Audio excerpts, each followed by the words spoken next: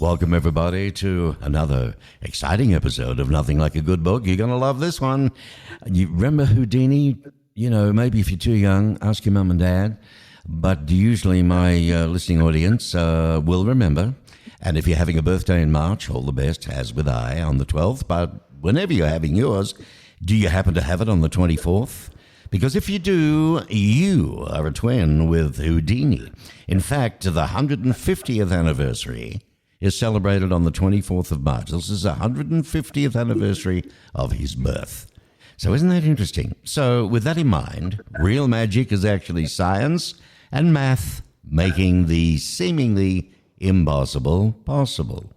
Siblings Charlie and Cheryl Young, and we're privileged to have today with us Charlie, but not Cheryl, they bring their childhood fantasies to life in their new historical fiction novel. It's called Houdini's Last Handcuffs. And the book brings the famous magician Harry Houdini to life. Who says that? John Kelly of the Detroit Free Press. In fact, he says, look, this is a literary gut punch. It is the great Houdini book the world has been waiting for. Wow, a perfect escape. Good book to curl up in the corner with. On Halloween, 3 children, a brother, a sister, and their friend, they receive a Ouija board from a family friend. And after a seance, tomato, the magician Houdini is brought back to life, but not by the seance itself. Houdini needs the children's help to retrieve his notebook of scientific formulas. Ha ha! The plot, she thickens now. So, however, the formula for his return is flawed. Houdini, the family, and many close friends are part of the inner circle. It's a clandestine group using science, math, and physics for mankind's good, as opposed to the outer circle, which uses them for evil, naughty. The notebook contains the formula that everybody wants. My gee, I can't wait to read this. I tell you, I've only read bits and pieces, but not the full book. So I'd like to welcome Charlie. Hi, buddy. How you doing? Well, hey there. How are you, Mark? Good, good. I'm excited about this book for you. It gets released when? When does it get released, Charlie? It's coming out on March 26th. So very soon now. Yeah, 2 days after his 150th birthday anniversary. Correct. Wow. I tell you what, Chris Cord and I, he's the host of Book Spectrum, he has this to say about reading your book when it, before release. Houdini's Last Handcuffs is that rare book one will be lucky to find where the reader can look back at a beloved performer, enjoy some childhood memories and nostalgia, join the characters on a journey leading to an unexpected battle, and look a bit more deeply into one's own inquisitiveness about the afterlife, spirituality, and the mind's power. Another nice accolade there, my friend. You've got to tell me, whose idea was this, yours or your sister's, Cheryl?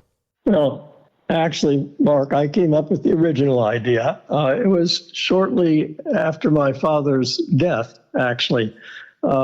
The New York Times had done about a 1/3 page obit on him. And it was then reading that obit that I said, wow, he was really something. And our childhood was really something. And what I went through growing up was something. And that in and of itself became an inspiration to write something about my past. And, first I sat down, got my thinking cap on, and produced something. And I thought, well, this is my first attempt at writing. I had been and was at the time a physician and not an author. And so I said, who can I pass this by to tell me whether I'm any good at this before I keep going? And I thought, I'll send it to my 11th grade English teacher. And by chance, or his good work, he had not only gone on and become an editor at the New Yorker magazine, but he had, at that point in time, had become, I found out, editor-in-chief at Random House. And I thought, wow, I wonder if he'll even read it. So I sent it off to him, and he was really kind enough, because I was probably about 50 at this point, not a young boy any longer, but he did appear to remember me, even though I wasn't top in the class. And he wrote me a handwritten letter back, basically critiquing it like it was an English paper. Wow. And he had a lot of good advice. And I thought, well, he didn't say it was crap. I thought, maybe I've got something here.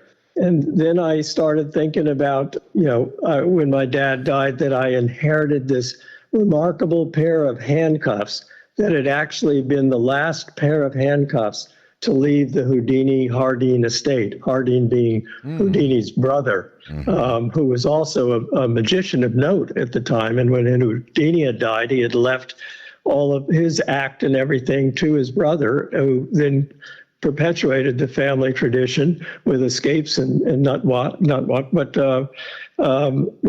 But when Hardin died, his widow had my dad and his collecting partner, because my dad was a magic collector at the time, in addition to being a physician, was able to take away from the estate the actual last pair of handcuffs that were available. And the Hardin's widow gifted it to him. And he had these handcuffs at home and exhibited in his library through the time that I had grown up. And between reading about, what an interesting childhood I'd had, reading the obit from the New York Times, and now having in my possession these handcuffs that I had been so entranced with as a youngster, I said, I see a story in this. And then I continued writing that story. So I began it, but then ultimately, since Cheryl and I shared the same childhood, she joined in and helped write the rest of the book. Fabulous. Well, that answers the question, that I was going to ask you, in how did your childhood inspire this book? I mean, it's a pair of handcuffs when you really look at it. We all had them. When I was a kid, we'd play cops and robbers, and I had a, toy pair of handcuffs and so on. And I remember Houdini. I grew up with Houdini, and the reality is I could not get out of my handcuffs. I tell you what, how did you balance storytelling and historical accuracy? Yes. Part of what made our childhood fascinating, in addition to the fact that we had multiple magicians who were continually visiting the home, my dad was also an author and written a few magic books, and he had written part of it, one of them with the author of the Shadow Tales, Walter Gibson, who knows what evil lurks in the hearts of men? Oh, the shadow knows. That fellow. And that was Walter another great character. Yeah, Walter was a character himself, but we had Blackstone coming through the house and Christopher coming through the house, all these famous magicians. And in addition to that, because my dad was a writer and my mom also was a writer, they had lots of interesting friends. And these people provided historical interest for me to create this good circle that could weave the magic in the book. And there were people like Eleanor Roosevelt and Eli Wallach, who played in The Good, the Bad, and the Ugly as the ugly in that movie. And Orson Welles and Eartha Kitt and Artie Shaw and Berta, the list just goes on. All these people become part of the tale, bringing the reality, because it was people and places and events that actually happened in my life, but now they're presented with a good dollop of fantasy with it. Well, I want to I want to read a couple of excerpts, if I may, from the book, Charlie. Early in the book, let's open up with, although Houdini died in 1926, and my friend David and I were born in 1950, in a sense we grew up with him. And on this night, Halloween, we were enthralled with the idea of a seance. And although although Houdini died in 1926, we were born in 50, so that repeats itself. In a sense, we grew up, and on the night Halloween, we were enthralled with the idea of a seance and the possibility that Houdini might return, possibility that, I don't know, would he return? So this Halloween evening gift to us of a Ouija board was perfectly in keeping with the evening's purpose. Even though we were young, he knew we were well aware of the type of fun we would miss at the seance, given the interests and the traditions of the families we were growing up in, and likely too of our frustrations at not being able to attend. No doubt he thought the board would be a good substitute for us home novitiates. Dear, oh dear, oh dear, oh dear, oh dear. Now, how did you, we went into that one. Why did you pick Houdini as the real historical figure for this book? And I mean, was it difficult to separate the characters from their real-life counterparts? Did that impact how they were portrayed in the book, do you think? Oh, well, frequently was difficult to separate in my mind what happened in real life versus what was happening in the story. I would be creating this fantasy in my thought process and actually living it, because I had lived with these people, save for Houdini. But Houdini had permeated our lives so much that even he became real to me as I was writing. I would have conversations with him. I would be mulling over what he had said, and I would actually, the conversations that we'd have, I'd rethink them and go, wow, how did he come up with that? I go, oh, well, actually, I came up with that, but how did he come up with it? And I think that was because he was real, so real to us, given the fact that, well, like Walter Gibson was actually Houdini's secretary for a while and helped Houdini write some of his books. So a lot of these people had met Houdini. Even my dad had met Houdini as a young man. Houdini had asked if he could get my dad into the Society of American Magicians, because he had been intrigued and impressed by a magic act that my dad performed. So all of these characters were very real, and it was difficult to separate the reality from fantasy a lot of the time. What interests me for you personally is his dad, being a magician, and the lineage in the family and so on, and you end up being a physician. Yeah, I think my dad always said that he was fascinated by magic in the hand being quicker than the eye and the visual apparatus and how the eye worked. It seemed to intrigue him that, that you could put things past people by misdirection and whatever. And so that, I think, influenced his, or he always felt that influenced his decision as to what part of medicine he would go into. And at first, I was like, well, I'm not going to be an ophthalmologist. I'll do something else. I was going to go into emergency medicine or family practice, but I was sort of determined, like a lot of kids, I'm not going to do exactly what my father does, although they didn't push me into this.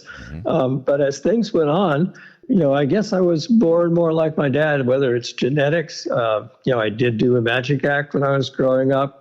I then, eventually did become an ophthalmologist myself, becoming intrigued with this hand is quicker than the eye. That's part of my favorite part of magic, is making things disappear with legerdemain rather than big apparatus magic, but being able to just take a card in the midair, make it disappear, or a cigarette in midair, make it disappear. All right. So there you go. So in your own way, you're still in there. If you've just joined, by the way, welcome. I'm Mark Bishop. The show is called Nothing Like a Good Book.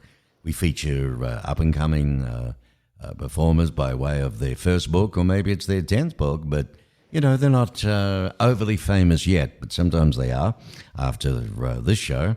In fact, this book gets released on the 26th of March, which is 2 days after the 150th birthday anniversary of Houdini. And Grady Harp, our friend who does the top 100 Amazon Hall of Fame reviews, he says, in real life, Houdini's Handcuffs, which is the name of this book is Houdini's Last Handcuffs. But Grady says, look, in real life, Houdini's handcuffs were displayed as part of the Young's home magic library. These are the inspiration for a part of this tale. Morris Young, the father of Charlie and Cheryl, related that story in his April 92 article for The Linking Ring, titled The Last Handcuffs. So the Young siblings draw from real-life people, places, and objects to shape the story, and their passion and enthusiasm pour from every page. So that's a nice thing from Grady there. Another good accolade. I think this book will do very well. It's written by Charlie and his sister Cheryl Young. Cheryl couldn't be with us on this particular interview, but thank you for Charlie. Was it difficult to separate Charlie, the characters, from the real? Well, we touched on that. I wanted to ask you, magic is a major part of this story, okay? So why did you choose to have the magic in the story rooted in science and math rather than the unknown? Houdini himself was a very learned man, and much of magic is through a lot of preparation, the accuracy of what they're developing in a trick. You have to, if you're going to be in a box put underwater, you need to have done that trick in advance, measured out and figured out how much air is in that box. In Houdini's case, he actually also put calcium carbonate into these boxes to help take out some of the carbon dioxide. To make these tricks go well, you do need a degree of science. Also, the history of magic, it has come through religion very early on, having things that had spells in it, perhaps, and astronomy. The priests would also be magicians. Magicians would also have connections to the church, but they also often then became the alchemists. And ultimately, science evolved from alchemy. Our whole understanding of science that we have today, if you trace it back, the early scientists, if you look at, or astronomers, let's say Kepler in planetary motion, or Boyle's law, or Galileo with astronomy and a telescope, they were doing things that were partially religion, but partially also alchemy, and then ultimately actually science. So science evolved from religion and magic, was my feeling. And that is what true magic is today. Mm-hmm. And that was an important, I think, second theme for this book, that real magic is actually science and math, mm-hmm. making the seemingly impossible possible. The book is called Houdini's Last Handcuffs by Charlie and Cheryl Young. And as co-authors, Charlie, let me ask you, what was your writing process like? I mean, how was it different from writing on your own? Well, writing on your own can be pretty lonely. You can wrap yourselves up into your characters, which is very important. And I think certainly I still did, but I think Cheryl did too. Mm-hmm. But she added a new dimension to the story, a lot more of the fantasy. I think we have some morphing of characters into animal characters at some point. And I hadn't thought of some of these things. She added some liveliness to parts that I think may have been a little dull without her coming in. The book may have been a little thin, and she filled it out. She would write a chapter, hand it back to me. I would go over it. I would actually, maybe alter some things and blend it into what I had written, and vice versa. In fact, I think we worked so well together in part because we were brother and sister, and we had lived through the same source material. Mm-hmm. and to state how successful were we really? Well, I've read some books that have been co-authored, and sometimes it's very disappointing because I think you can tell who wrote what, or one person writes one chapter, another writes another. What our editor when she was going through this with me, she said, I've done a lot of these things. I can't tell who wrote what. And we'll have to discuss that when I'm finished with editing. I don't want to know now, she said, but we have to discuss this because this just seems so well written and blended together. So there you go. Well, that's pretty good. What a compliment that was. Siblings writing together. Interesting. Another last excerpt from the book. It took Cheryl being a little older to understand what the writings were really about. It was math and its cousins. The chapters contained page after page of mathematical, chemical, and physics formulas. There were also asterisks, notations, references to correspondence with his contemporaries. For instance, the Indian and Italian physicists, Satyendra, I'm having trouble today, Satyendra, and Nath Bose, and Enrico Fermi, along with the Germans Albert Einstein and Max Planck. So, the heavy stuff that he worked with, as you said, you touched on it earlier, science is part of it all. It's not just, magic and out of thin air. There's a lot of preparation to it all. And in this Houdini's Last Handcuffs, you say, Charlie, really, as a footnote, it is for those who have imagination or still have a part of who they were when they were children, for that is where this story begins.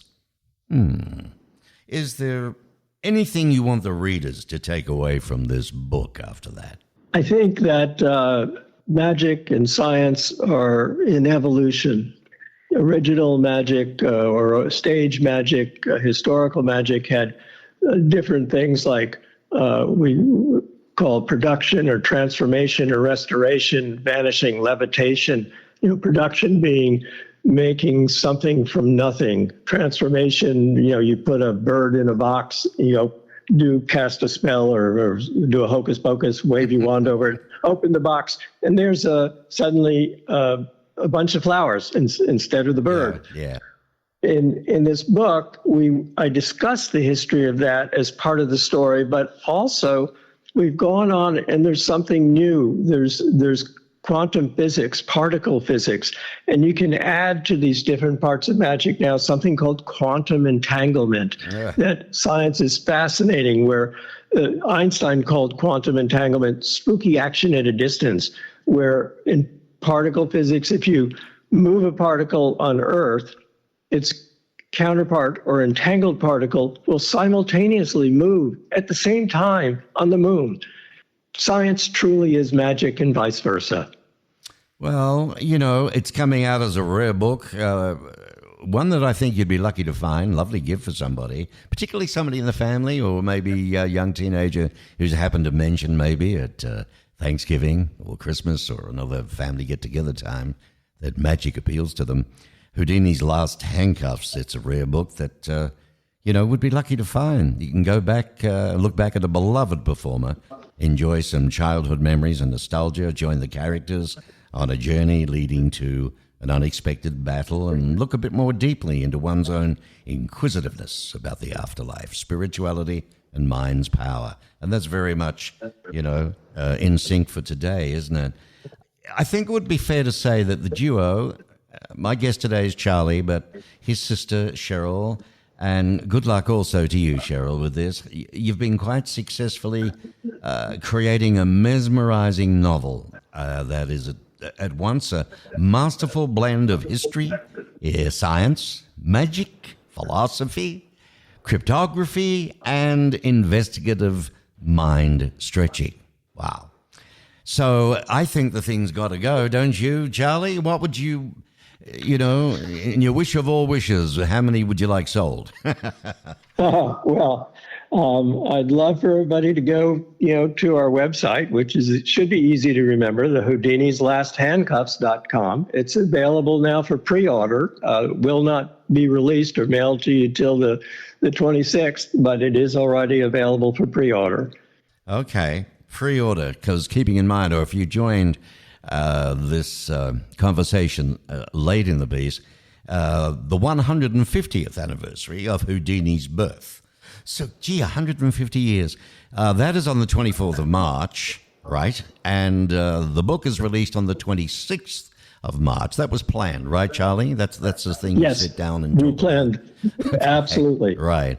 But Timing is everything. timing is everything. Well, isn't that? Talk about that with Houdini, yes. Let me think now. I saw a movie a long time ago. I forget who starred, but it was the one where he was in the big tube of water. Yes, that was Tony Curtis and That's right. Tony Curtis. Yes, thank you. Janet Leigh, his wife. That was a good movie. He played him well, I thought, in that, you know. I was scared Yes, I myself. enjoyed I was it. holding my breath. Fair dinkum. I thought he was gone.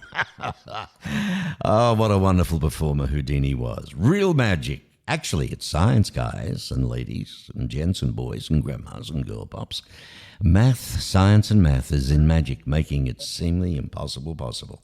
My guest has been Mr. Charlie Young, author with his sister co-authors. By the way, do you guys have any plans for a sequel for this? Is there anything you can share about that?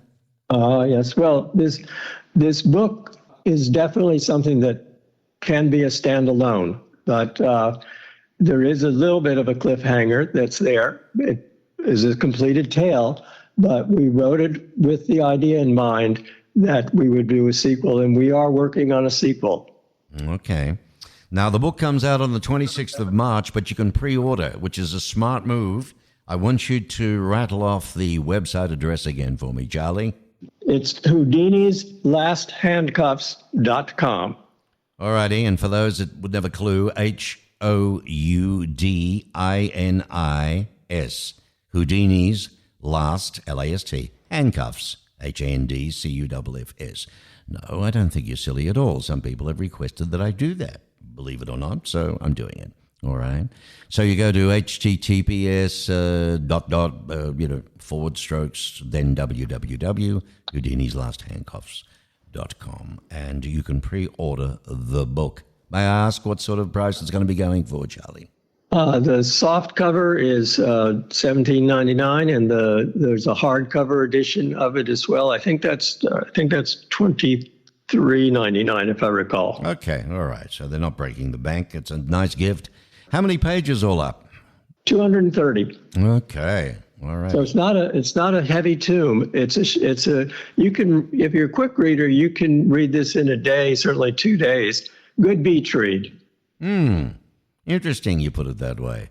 Some like to take a little bit of time, read a chapter a night, or maybe a few till you drop off, or it is interesting how people read books today. But of course, you've got Kindle. Now, you're going to be on Amazon, no doubt.